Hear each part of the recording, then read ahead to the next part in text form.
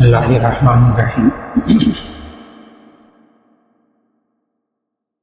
ایک صاحب نے پوچھا ہے کہ ہم نماز کے بعد، فجر کی نماز کے بعد، عصر کی نماز کے بعد 33 مرتبہ سبحان اللہ، 33 مرتبہ الحمدللہ اور 34 مرتبہ اللہ اکبر پڑھتے ہیں، تو کیا یہ حدیث سے ثابت ہے؟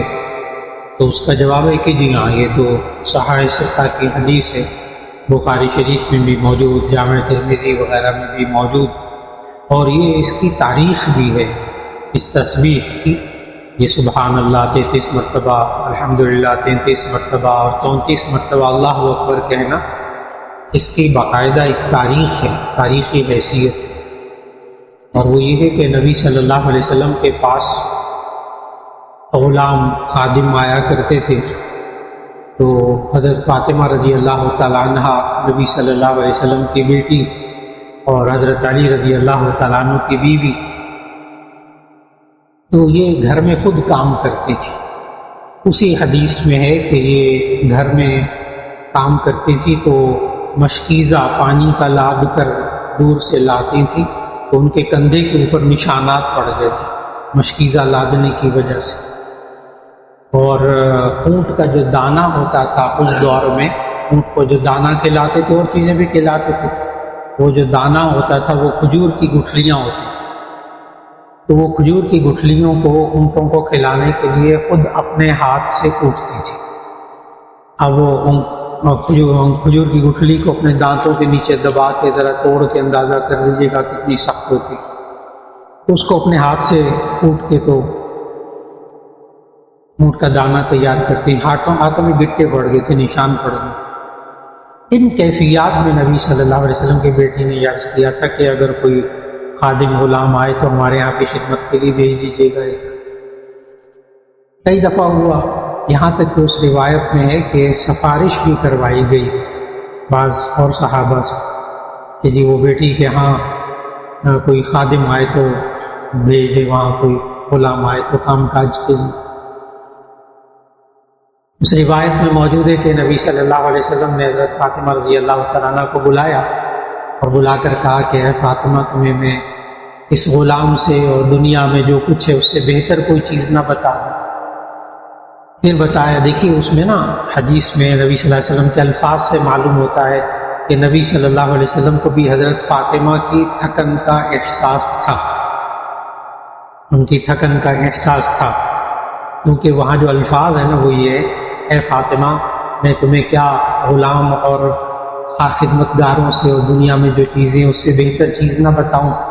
جب تم بستر پر جانے لگو، اب یہ الفاظ ہیں، جب تم بستر پر رات کو سونے لگو، جب بستر پر جانے لگو تو 33 مرتبہ سبحان اللہ، 33 مرتبہ الحمدللہ اور 34 مرتبہ اللہ اکبر کہہ لیا تھا۔ یہ تاریخ ہے باقاعدہ اس کی۔ نبی صلی اللہ علیہ وسلم خود بھی روایات میں آتا ہے کہ فجر کے بعد اور عصر کے بعد، کیونکہ ان دو نمازوں کے بعد میں نفل نہیں ہوتے تھے، تو نبی صلی اللہ علیہ وسلم رخ موڑ کے صحابہ کی طرف متوجہ ہو جاتے تھے اور پھر یہ انگلیوں پر پڑھ لیتے تھے۔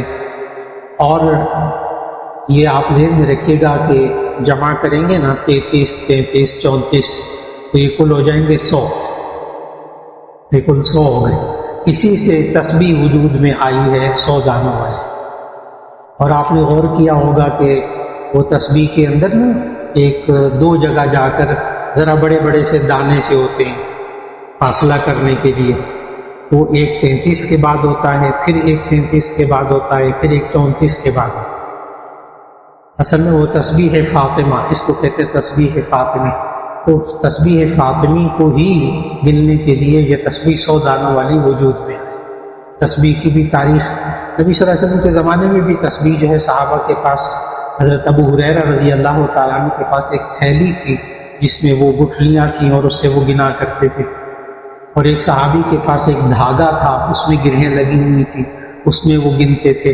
تو تسبیح بھی صحابہ سے بہرحال ثابت ہے، اور گننا شمار کرنا، بعض لوگ ہوتے بھی ہیں کہتے بھی ہیں، مجھے کہتے ہیں کہ وہ سارا دن بولتے رہتے ہیں، دیکھیں مولانا سارا دن بولتے رہتے ہیں، گنتی نہیں کرتے، جہاں اللہ کا نام آتا ہے وہاں گنتی شروع کر دیتے، وہاں گننا شروع کر دیتے۔ اس کا جواب یاد رکھ لیجیے گا، جہاں نبی صلی اللہ علیہ وسلم نے گنتی سکھائی وہاں گن لیجیے، جہاں نہیں سکھائی وہاں کھلا پڑھ لیجیے۔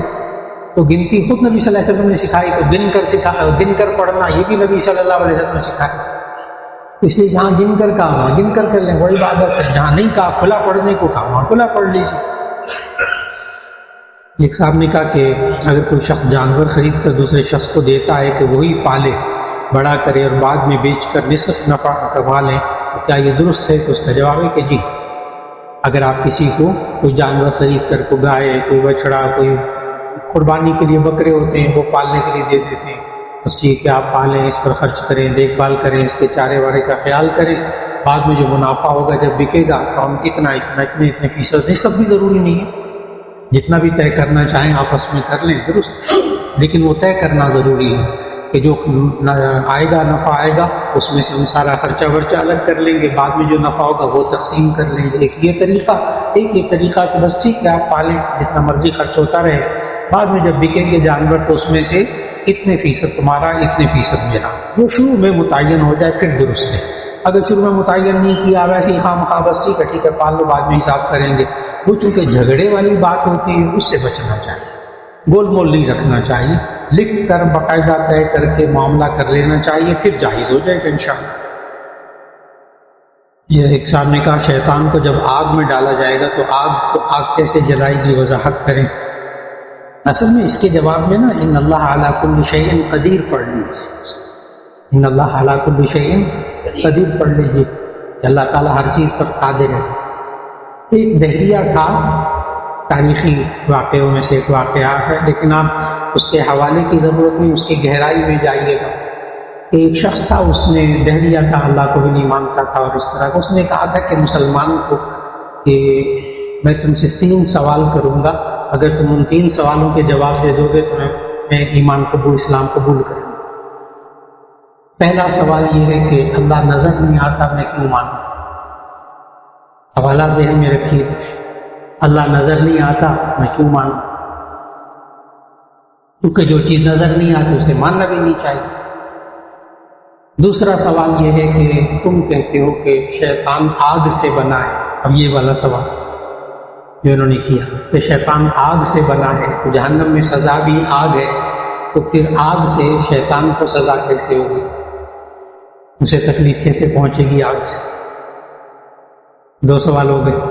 تیسرا سوال اس نے کیا کہ تم مسلمان یہ کہتے ہو کہ خیر اور شر کا خالق اللہ ہے، ساری بری چیزوں کو پیدا کرنے والا بھی اللہ ہے، تو اسی صورت میں جب اللہ نے گناہ کی چیزیں پیدا کی ہیں تو ہم سے اگر گناہ ہو جاتا ہے تو پھر اللہ ہماری پکڑ کیوں کرتا ہے؟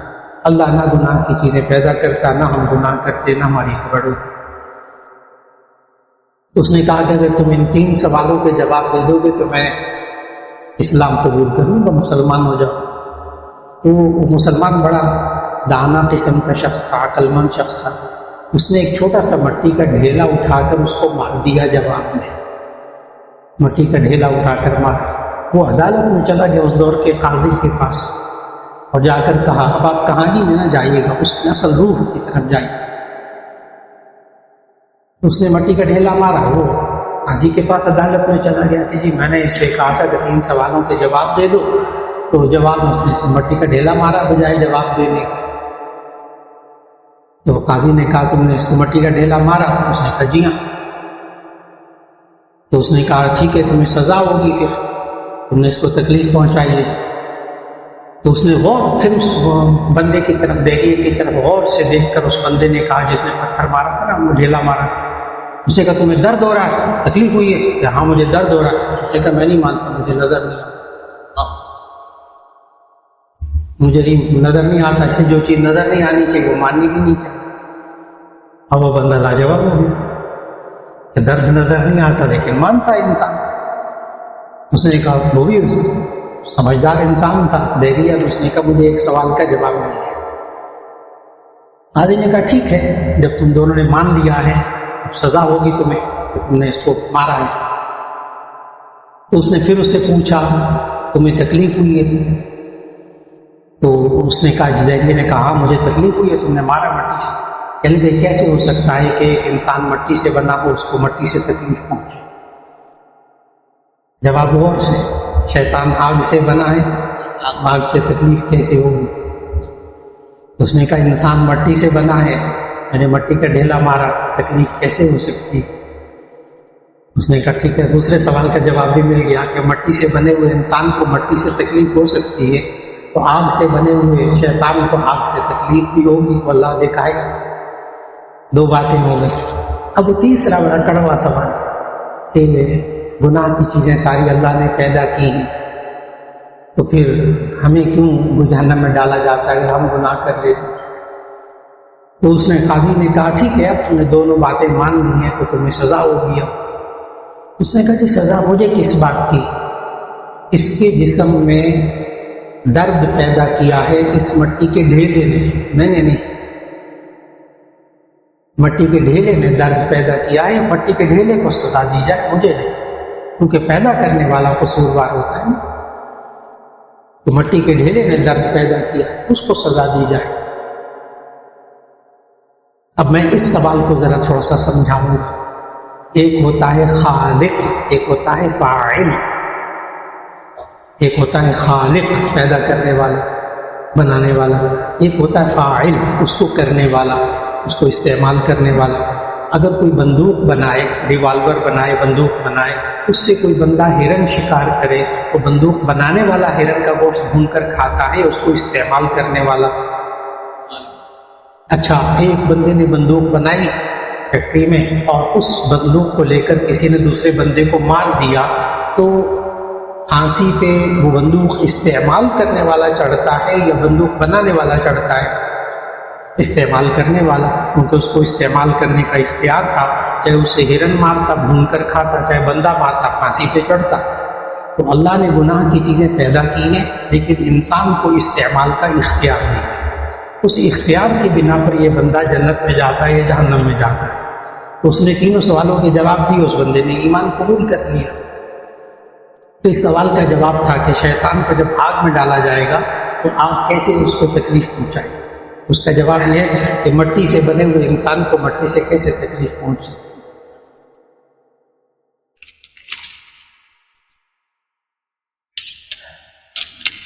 ایک صاحب نے سوال کیا کہ جوائنٹ فیملی سسٹم میں رہتے ہوئے والدہ اور والد اہلیہ کے درمیان معاملات کیسے ہونے چاہیے، ذرا تفصیل سے وضاحت فرما دیں۔ اس کا جواب یہ ہے، بہت آسان سا جواب، جوائنٹ فیملی میں رہنا شرعی طور پر فرض واجب نہیں ہے، الگ رہنا فرض واجب نہیں ہے۔ دین نے اجازت دی ہے کہ اگر جوائنٹ فیملی میں آپ رہتے ہوں، مشترکہ خاندانی نظام میں رہتے ہیں، اس کی بھی برکتیں ہیں، اس میں خیر بھی ہے، شر بھی ہے۔ الگ رہتے ہیں، اس میں خیر بھی ہے، شر بھی ہے۔ تو ایسی صورت میں اپنے حالات دیکھ کر انسان خود فیصلہ کرے۔ ماں باپ، سمجھدار ماں باپ کو بھی چاہیے کہ اگر وہ دیکھیں کہ شروع میں رکھ کے دیکھ لیں کہ اگر مزاج ملتے ہوں اور گھر میں فتنہ فساد نہ ہوتا ہو، ٹھیک ہے، جوائنٹ فیملی سسٹم کو چلنے دیجیے، لیکن اگر شدت آ جائے، اس میں سکون ختم ہو جائے، تو ایسی صورت میں بچوں کو الگ گھر لے کر الگ کر دیا جائے تاکہ وہ الگ رہیں۔ لیکن اگر ساتھ رہتے ہوں تو ایسی صورت میں اپنے 3 چیزوں کا خیال رکھنا۔ نمبر 1، دوسرے کی جان کا حفاظت، مال کی حفاظت، عزت و آبرو کی حفاظت۔ ان 3 کا خیال رکھ کر چلیں گے تو جوائنٹ فیملی سسٹم کامیاب ہو جاتا ہے۔ جان کی حفاظت، کسی دوسرے کو تکلیف نہ پہنچائیں ہم۔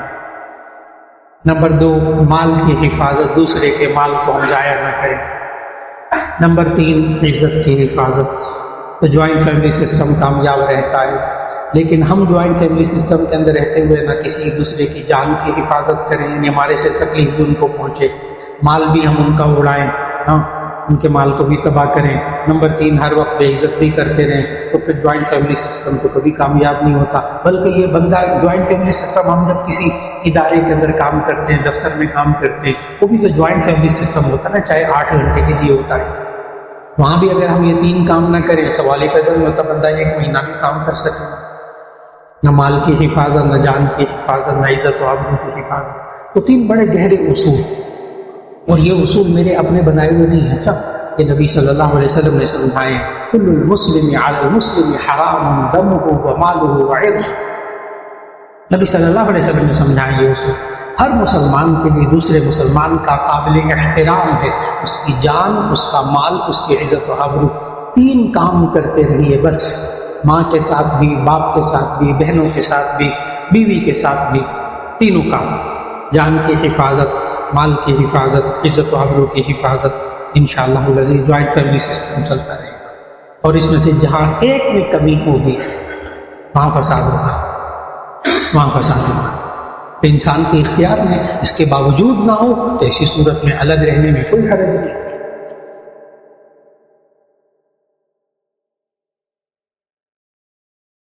یہ کہتے ہیں کہ اگر عورت جو ہے وہ آواز سے تلاوت کرے یا نعتیں سنائیں تو کیا اس کی آواز کو سننا درست ہے؟ جی ہاں، اگر وہ اس کی گانے کی آواز میں جیسے کہ ایک ہیجان ہوتا ہے وہ نہیں پیدا ہوتا تو صرف عورت کی آواز سننا یہ جائز ہے، یہ جائز ہے. لیکن ہمیں 22ویں پارے کے پہلے صفحے سے یہ اصول معلوم ہوتا ہے کہ ایسی آواز نہ ہو جس سے مردوں کے دلوں کے اندر غلط خیالات پیدا ہوں. یہ 22ویں پارے کے پہلے صفحے میں آیت یا نساء النبی لستن کاحد من النساء ان اتقیتن فلا تخضعن بالقول فلا تخضعن بالقول یطمع الذی فی قلبہ مرض وقلن قولا معروفا. کہ تم جب بات کرو مردوں سے، غیر مردوں سے بات کرو، فلا تخضعن بالقول، تو آواز میں نرمی مت پیدا کرنا، کہیں ان کے دل کے اندر بیماری پیدا نہ ہو جائے. تو اگر یہ ہونے لگے تو پھر ایسی صورت میں تلاوت بھی نہیں سننی چاہیے. اگر تلاوت سے بھی خیالات آ رہے ہیں وہ بھی عورت کی تلاوت نہیں سننی چاہیے، بچنا چاہیے.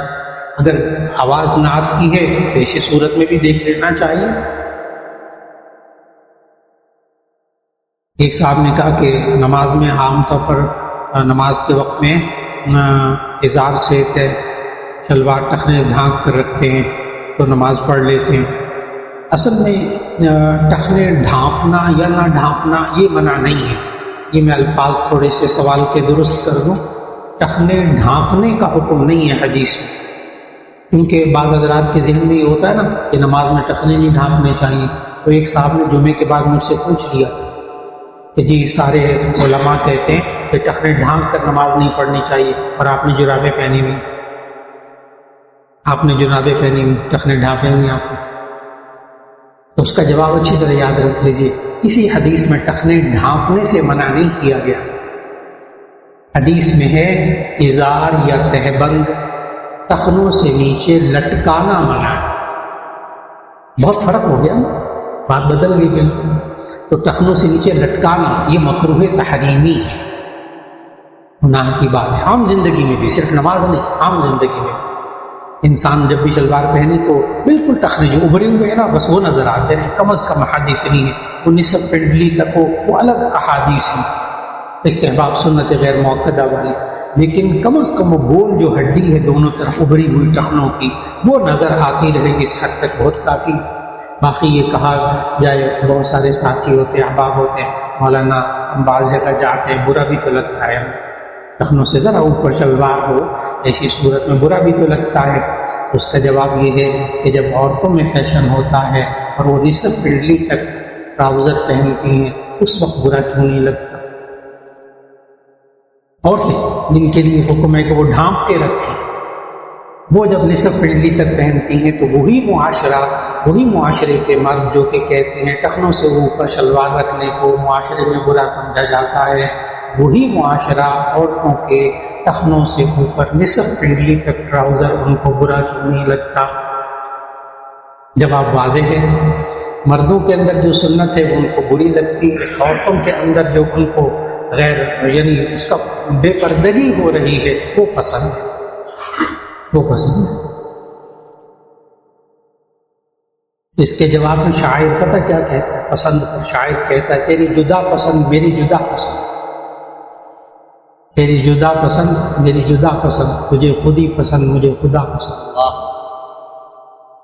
تیری جدا پسند میری جدا پسند، تجھے خودی پسند مجھے خدا پسند. سوچنا ہوگا اللہ کا حکم کیا ہے. یہ کہتے ہیں کہ آج کل عام مسلمان رکوع سجدے میں تیزی سے جاتا ہے، جلسے میں سکون نہیں کرتا، رکوع سجدہ جلدی جلدی کرتا ہے. جی جلدی کی حد کیا ہے؟ جلدی کی حد کیا ہے؟ اس کو ذرا میں ہاتھ سے بھی کر کے دکھاؤں گا، کوشش کروں گا کسی صاحب سے بھی کروا لوں. یہ بڑا اہم سمجھنے والا مسئلہ ہے. ایک ہے قیام، رکوع، سجود، یہ فرض ہے. قیام، رکوع، سجود یہ فرض ہے، لیکن تعدیل ارکان واجب ہے. تعدیل ارکان واجب ہے. تعدیل ارکان کہتے ہیں کسی رکن کو اتنے آرام سے ادا کرنا کہ ہر عضو اپنی جگہ ٹھہر جائے، چاہے کچھ بھی نہ پڑے اس میں، کیونکہ وہ درمیان میں سبحان ربی العظیم، سبحان ربی الاعلیٰ، وہ تو سنت ہے نا. جھکنا فرض، سجدے میں زمین پہ سر لگانا فرض، لیکن اتنی دیر رہنا کہ اعضاء اپنی اپنی جگہ ٹھہر جائیں یہ واجب ہے. اور اگر کوئی نہ کرے ایسا تو اس کو آخر میں سجدہ صاف کرنا ہوگا، کیونکہ واجب چھوٹ گیا. دیکھیے گا میں ہاتھ کے اشارے سے بتاتا ہوں، اللہ اکبر کہہ کر رکوع میں گیا، اتنی دیر رہا کہ اعضاء ٹھہر گئے، پھر کھڑا ہو گیا، کچھ نہیں پڑا، سنت ہے. رکوع ہو گیا، سجدے میں گیا، سر رکھا، اٹھا لیا، آرام سے سر رکھا، اتنی دیر رہا، اعضاء اپنی اپنی جگہ ٹھہر گئے. اب میں اس کے خلاف کر کے دکھانے لگا ہوں، تعدیل ارکان کے خلاف. فوراً سمجھ گئے آپ. رکوع میں جاتا ہے، سجدے میں جاتا ہے، سر رکھا، اٹھا لیا، فرض ادا ہو گیا، واجب رہ گیا، واجب رہ گیا. میں کر کے دکھاؤں گا، آپ کھڑے ہو جائیں گے، ادھر نماز ادھر میری طرف میں جھکنا، آگے آئیں. تو پہلے تو رکوع کریں، یوں کریں اور کھڑے ہو جائیں، یہ واجب چھوٹ گیا. پھر ایک دفعہ کر کے دیکھیے، یہ کر کے دیکھنے والی بات، واجب چھوٹ گیا، فرض ادا ہو گیا. جب آپ کے ہاتھ گھٹنوں تک پہنچ جائیں، اتنا بندہ جھک جائے کہ ہاتھ گھٹنوں تک پہنچ جائیں، فرض رکوع ادا ہو گیا، لیکن اس طرح واجب چھوٹ گیا، سجدہ صاحب کرنا پڑے گا ایک دفعہ کرنے کی وجہ سے. اب دیکھیں کتنی دیر ٹھہرے ہیں، کہ بس آدھا ٹھہر جائیں، پھر کھڑے ہو جائیں، بس اب کھڑے ہو جائیں. اب پھر کریے پہلا والا، یوں کر کے یوں، یہ واجب چھوٹ گیا. تشریف یہی حال سجدے کا ہے. دیکھیے اشارہ یوں ایک ٹھونگ مار کر اٹھ گئے. یہ ٹھونگ مارنا یہ بھی حدیث میں آتا ہے، فنقر اربع، فنقر اربع، 4 ٹھونگے مارتا ہے نماز پڑھنے سے. جامع ترمذی کی حدیث میں یہ الفاظ ہے، فنقر اربع. پتہ کیا کہا نبی صلی اللہ علیہ وسلم؟ تلک صلاۃ المنافق. ذرا سخت الفاظ ہیں، تلک صلاۃ المنافق، یہ منافق کی نماز ہے. دیکھتا رہتا ہے سورج کو کب غروب ہوگا، آخری وقت ایک دم ٹھونگے مارتا، ٹھونگے سمجھ کے بس یہ واجب چھوٹ گیا. اس لیے بڑا اہتمام، اس لیے جلدی، اتنی جلدی، کتنی جلدی کرنی چاہیے میں نے بتا دی کہ اعضاء اپنی اپنی جگہ ٹھہر جائیں. میں نے یہ نہیں کہا سبحان ربی الاعلیٰ 1 دفعہ کہے، 2 دفعہ کہے، 3 دفعہ کہے. میں نے کہا نہ بھی کہے تو سنت ہے نا، نہ بھی کہے رکوع ہو جائے گا، فرض ادا ہو جائے گا. 1 دفعہ تسبیح پڑھ لے، سنت، واجب نہیں. جی بالکل. اگر وہ رک جاتا ہے بس پھر ایسی صورت میں اپنے اعضاء اپنی جگہ ٹھہر جاتے ہیں. اس لیے پھر تسبیح کی مقدار نہیں بتائی.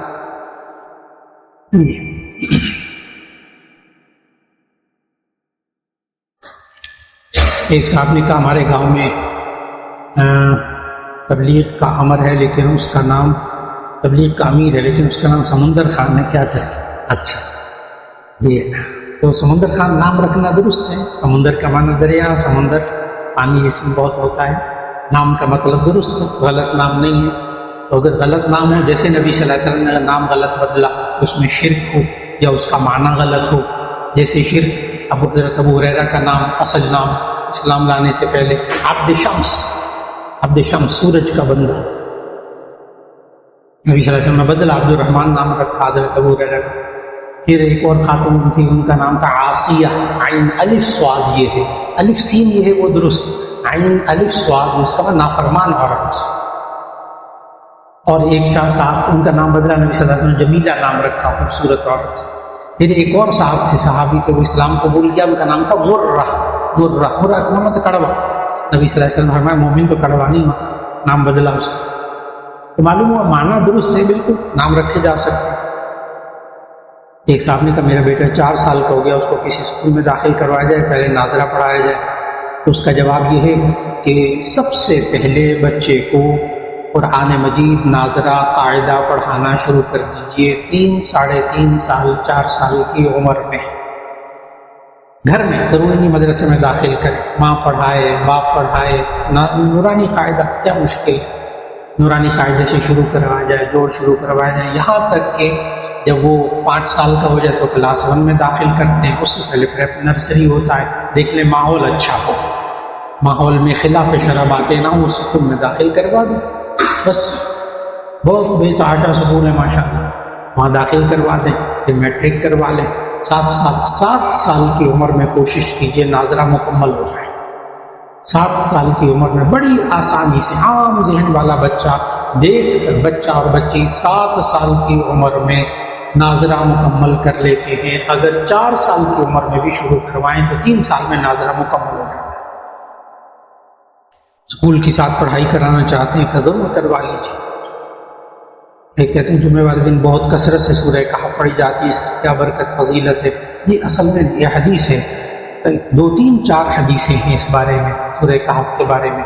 ایک تو یہ کہ صرف ابتدائی آیات پڑھیں، ایک یہ کہ صرف آخری آیات پڑھیں، ایک حدیث میں پوری سورہ کہف کے بارے میں ہے کہ اگر کوئی بندہ جمعے کے دن سورہ کہف پڑھ لے، زیادہ سے زیادہ 10 منٹ لگتے ہیں، زیادہ 10 منٹ، عام رفتار سے بھی پڑھیں تو سورہ کہف پڑھ لے تو اللہ تعالیٰ اس کو دجال کی فتنے سے محفوظ رکھتا ہے، ایک روایت۔ دوسری روایت یہ ہے کہ اس کو عام فتنوں سے محفوظ رکھتا ہے، اور تیسری روایت یہ ہے کہ جو بندہ سورہ کہف پڑھتا ہے جمعے کے دن، اللہ تعالیٰ اگلے جمعے تک اس کو ایک نور عطا فرما دیتا ہے جس کی وجہ سے وہ گمراہی اور فتنوں سے بچا ہے، حفاظت کے لیے بہت اہم۔ ایک صاحب نے کہا کہ ٹراؤزر شرٹ پہن کر واک کرنا کیسا ہے جبکہ اس کے علاوہ نہیں پہنتے؟ جی ٹراؤزر اور شرٹ ڈھیلا ہو، شرٹ اتنی لمبی ہو کہ کولے ڈھانپے جائے، بس، اور تو کچھ بھی نہیں۔ مرد کا سطر جو ہے وہ ناف کے نیچے سے لے کے گھٹنے کے نیچے تک ہے، اگر پنڈلی تک ہے شارٹ جو ہے نا وہ ٹراؤزر ایسا ہے تو نصف پنڈلی تک ہے، گھٹنوں سے ذرا نیچے ہے تو جائز، ناف کے نیچے سے گھٹنے کے نیچے تک مرد کا سطر ہے بس۔ تو اگر ذرا سی شرٹ لمبی ہو، کولے ڈھانپے ہوئے ہوں، ٹراؤزر شرٹ پہنا ہو تو شرعی طور پر کوئی حرج نہیں۔ یہ قرآن مجید میں سورہ اعراف کی آیت 26 ہے جو ہمیں یہ بات بتاتی ہے، یا بنی آدم قد انزلنا علیکم لباسا یواری سوآتکم وریشا، اے بنی آدم ہم نے تم پر لباس اتارا تاکہ تمہاری سطروں کو ڈھانپے، سطروں کو ڈھانپے۔ تو میں نے قرآن مجید کی آیت کی روشنی میں یہ بات بتائی کہ سطر کو ڈھانپے، سطر کہاں؟ ناف کے نیچے سے لے کے گھٹنے کے نیچے تک بس، اگر اس کا انتظام ہو جائے تو بالکل درست۔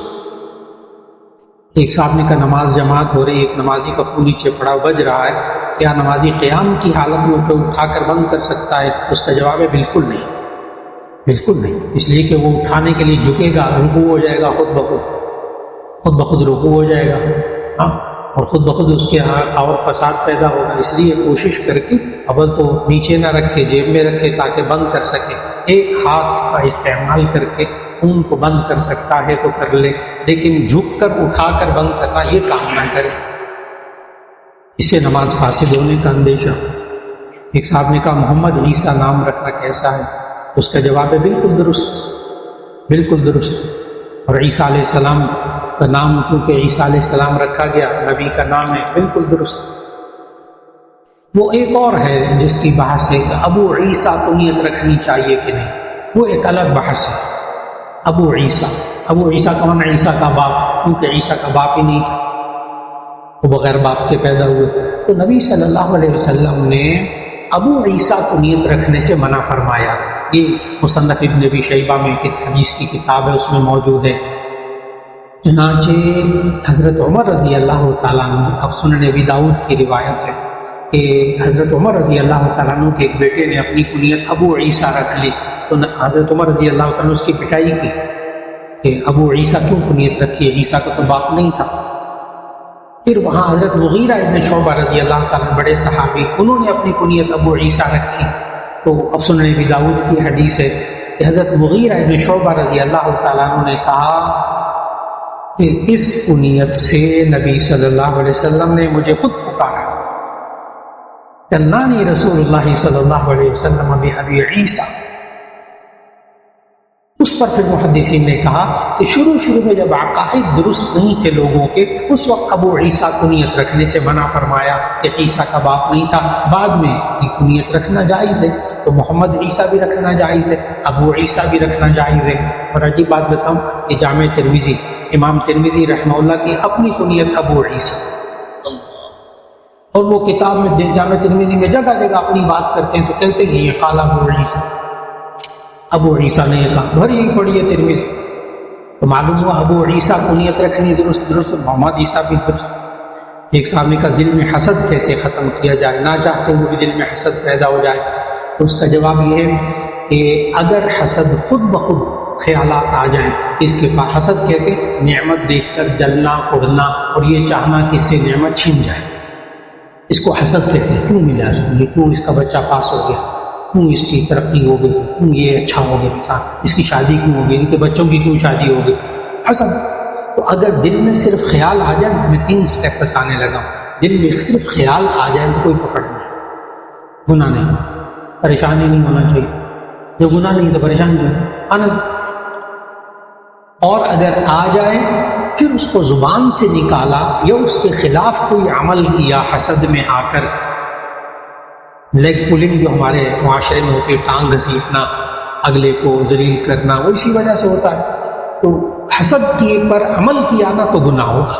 زبان سے نکالا یا قلم سے لکھا یا واٹس ایپ کیا تو پھر گناہ ہوگا، کیونکہ یہ کرنا نہ کرنا تو اس کے اختیار میں تھا. اب نمبر 3 اس کا علاج. جب کسی کی طرف سے حسد آئے، برے خیالات اس طرح کے آئیں، کیوں نعمت ملی اس کی، شادی کیوں بچوں کی ہو رہی ہے، ان کے بچے جو ہے نا اچھے کیوں ہیں اور قابل کیوں ہیں اور اس کی ترقی کیوں ہو رہی ہے، تو آپ جا کر اس کو مبارکباد دیجیے. یعنی جو جذبات خلاف آ رہے ہیں اس کا علاج اچھے جذبات کا اظہار کر کے کیجیے، اس کے لیے دعا کیجیے. اور ساتھ ساتھ ایک دعا، اب حسد کا علاج بتانے لگا ہوں، اس میں کچھ نہیں ہوتا، پیسے نہیں خرچ ہوتے. جب حسد کے خیالات پیدا ہوں فوراً اپنے لیے دعا مانگے، اے اللہ مجھے بھی عطا کر. اس میں کیا ہے، دل میں خیالات پیدا ہوئے آپ اٹھا لیں، اے اللہ مجھے بھی یہ دے دے. جب یہ کہے گا، اس کو عربی میں کہتے ہیں غیبۃ، ہم اردو میں کہتے ہیں اس کو رشک. رشک جائز، حسد ناجائز. حسد ناجائز، غیبۃ جائز. یہ تو آسان کام ہے نا. دل میں آیا دوسرے کے بچے بڑے اچھے، دوسرے کی جلدی شادی ہو گئی، اے اللہ میری بھی شادی کر، مجھے بھی اچھے اتنے قابل بچے دے دے، دعا بھی ہوگی الحمدللہ.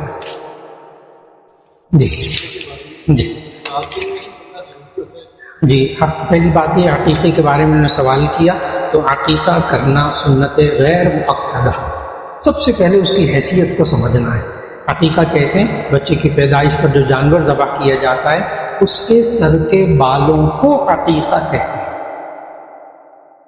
اور چونکہ اس 7ویں دن سر کے بال منڈائے جاتے ہیں اس لیے اس جانور کو عقیقہ کہنے لگے، ورنہ عقیقہ اصل میں نوزائیدہ بچے کے بالوں کو کہتے ہیں، جس کو ہم جھنڈ کہتے ہیں. پھر جو اس موقع پر چونکہ وہ جانور ذبح کیا جاتا تھا اس کو عقیقہ کہا جانے لگا. درست. تو عقیقہ سنت غیر مؤکدہ.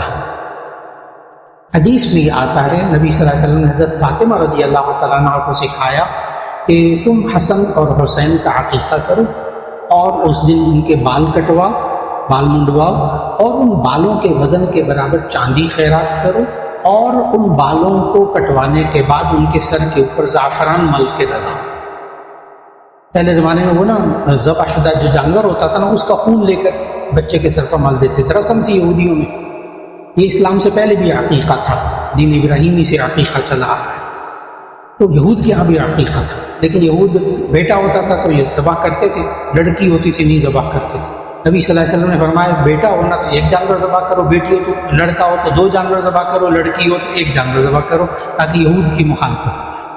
لیکن اگر نہ ہو اختیار میں تو جانور ذبح کیجیے، بچے کے بال اتروائیے، اس کے چاندی کے برابر پیسے خیرات کر دیں. اور زیادہ نہیں ہوتے، زیادہ سے زیادہ بچے کے گہرے بال بھی ہونا، یہ چونکہ تجربے کی باتیں ہیں، گہرے بال بھی ہونا، زیادہ سے زیادہ بچے کے بال ہونا، تو وہ 7-8 اونس بنتے ہیں، یعنی 6-7 گرام بنتے ہیں. ٹھیک. 10 گرام چاندی آج کل جو ہے وہ 2050 روپے کی. تو اس کا مطلب یہ 1000 روپے سے اوپر نہیں بنے. چاندی کے پیسے 1000 روپے سے اوپر نہیں. 1000 روپے کی تو مٹھائی بھی نہیں آتی اب کلو. تو یہ 1000 روپے صدقہ کر دے بندہ، وہ بالوں کے وزن کے برابر صدقہ کر دے چاندی کی قیمت. پھر اس کے بعد ذبح کرنا جانور.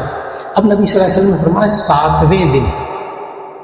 آپ نے سوال کیا کیا 7 دن بعد کرنا ضروری ہے؟ تو اس کا جواب ہے نہیں. نبی صلی اللہ علیہ وسلم نے 7 دن کے بعد نہیں کہا.